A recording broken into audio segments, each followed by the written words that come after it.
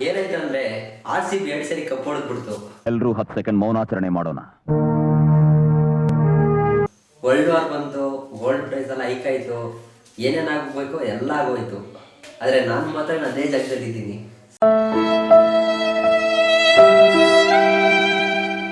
So sad. ನಾನೇನಕ್ಕೆ ಇದೇ ಜಾಗದಲ್ಲಿ ಇದ್ದೀನಿ ನನಗೆ ಗೊತ್ತಿಲ್ಲ. ಪಾಸಿಟಿವ್. ಒಂದ್ ವೇಳೆ ಇದಕ್ಕೆಲ್ಲ ಕಾರಣ ಯಾರು ಗೊತ್ತಾ? ಒಳ್ಳೆ ಶಂಡ ಇದ್ದಂಗೆ ಇದೆಯಲ್ಲ. ಅಂತೂ ಇಂತೂ ಕಾಲೇಜ್ ಮುಗಿಸ್ಬಿಟ್ಟೆ, ಕೆಲ್ಸಕ್ಕೆ ಹೋಗ್ಬೇಕು. ಕ್ಯಾಂಪಸ್ ಸೆಲೆಕ್ಟ್ ಆದೆ, ಹೋಗ್ಲಿಲ್ಲ. ಮೈಂಡ್ಲೆಸ್ ಬರೀ ಡೂಮ್ಸ್ಗಳು ಮಾಡೋದೇ ಕೆಲಸ ಹೋಯ್ತು ನನಗೆ. ಹಿಂಗೆಲ್ಲ ಮಾಡ್ತೀರ ಮುದಾರಾಗುತ್ತೆ.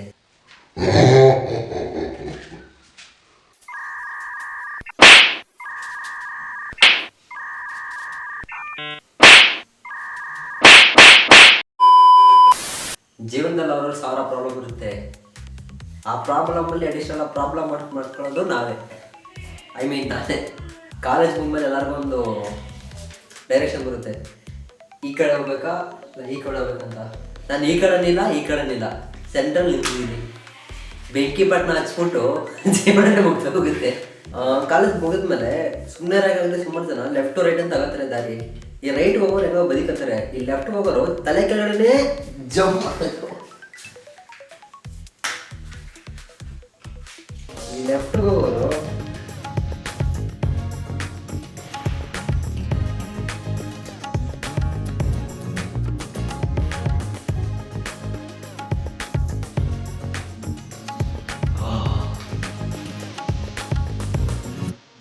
ಹಿಂಗೆಲ್ಲ ಹೋಗ್ತಾರೆ. ಕೆಲ ಇಂಡಿಯಾಗ ಗೊತ್ತಾ, ಮ್ಯಾಕ್ಸಿಮಮ್ ಎಷ್ಟು ಡಾಕ್ಯುಮೆಂಟ್ ಇಟ್ಟು ಹೊಡಿಬೋದು? 1 ಮಂತ್ 2 ಮಂತ್, ಆಮೇಲೆ ಬ್ರೈನ್ ರಾಟ್, ಬ್ರೈನ್ ಡ್ಯಾಮೇಜ್, ಬೇಜಾನ್ ಪ್ರಾಬ್ಲಮ್. ಫೈನಲಿ ಇವಾಗ ಸ್ಟಾರ್ಟಿಂಗ್ ಚೆನ್ನಾಗಿ ಮಜಾ ಕೊಡುತ್ತೆ, ಫುಲ್ ಅಂತ ಹಂಗಿರುತ್ತೆ ಫೀಲಿಂಗು. ಇದೇ ಫೀಲಿಂಗ್ ಯಾವುದು ಸಿಗುತ್ತಾ ಅನ್ನೋದು ಕನ್ಫರ್ಮ್ ಡೌಟೇ. ಸಿಗಲ್ಲ, ಅದೇ ಪ್ರಾಕ್ಟಿಕಲಿ ಪಾಸಿಬಲ್. ಇವಾಗ ನೀವು ಒಂದ್ಸರಿ ರೀಲ್ಸ್ ನೋಡ್ತೀರಾ, ಫಸ್ಟ್ ಟೈಮು ಒಂದು 2 ರೀಲ್ ನೋಡೋ ಖುಷಿಯಾಗಿರುತ್ತೆ. 2ನೇ ಸರಿಗೆ 10 ರೀಲ್ ನೋಡ್ತೀರಾ, 3ನೇ ಸರಿಗೆ 20 ರೀಲ್ ನೋಡ್ತೀರಾ. ಇವಾಗ ಹೆಂಗಾಗಿರ್ತೇಳಿ, ಬರೀ ನೋಡ್ತಾ ಇರೋದೆ.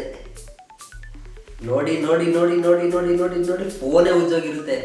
ಆ ಲೆವೆಲ್ ನೋಡಿರ್ತೀವಿ. ನಾನೇ ಹಂಗೆ ನೋಡ್ತಾ ಇದ್ದೀನಿ. ಅದೇ ಥರ ಈ bad habits cinema. First day may be better, second day may be more better, after a week ಏನಿಲ್ಲ. ಎಕ್ಸ್ಟ್ರೀಮ್ಗೆ ಹೋಗಿ ಲೆವೆಲ್ಗೆ ಹೋದ್ಮೇಲೆ ಕತೆ ಮುಂದೋಗುತ್ತೆ.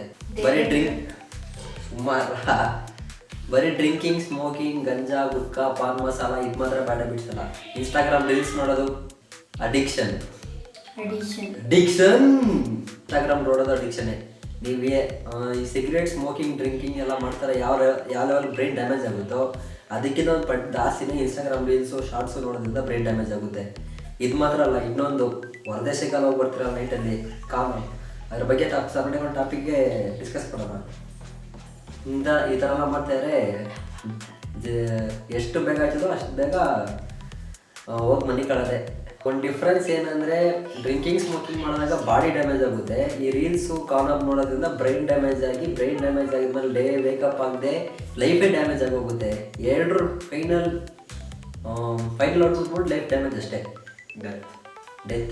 ಡೆತ್ತಿಗಿಂತ ಮುಂಚೆ ಬೇಜಾರು ಪ್ರಾಬ್ಲಮ್ ಸಾಲ್ವ್ ಮಾಡೋಕ್ಕೆ ಹೋಗುತ್ತೆ. ನೈಟು ಒಂದೇ ಸೆಕೆಂಡ್ ಹೋಗಿ ಬಂದರೆ ಬೆಳಿಗ್ಗೆ ಲೇಟಾಗಿ ಹೋಗುತ್ತೆ. ಲೇಟಾಗಿ ಎದ್ಮೇಲೆ college, office, college late, work work late, day full burnout, zero energy ಆದರೆ ಏನಾಗುತ್ತೆ? ಕಾನ್ಸಂಟ್ರೇಷನ್ ಮಾಡೋಕ್ಕಾಗಲ್ಲ, ಫೋಕಸ್ ಮಾಡೋಕ್ಕಾಗಲ್ಲ.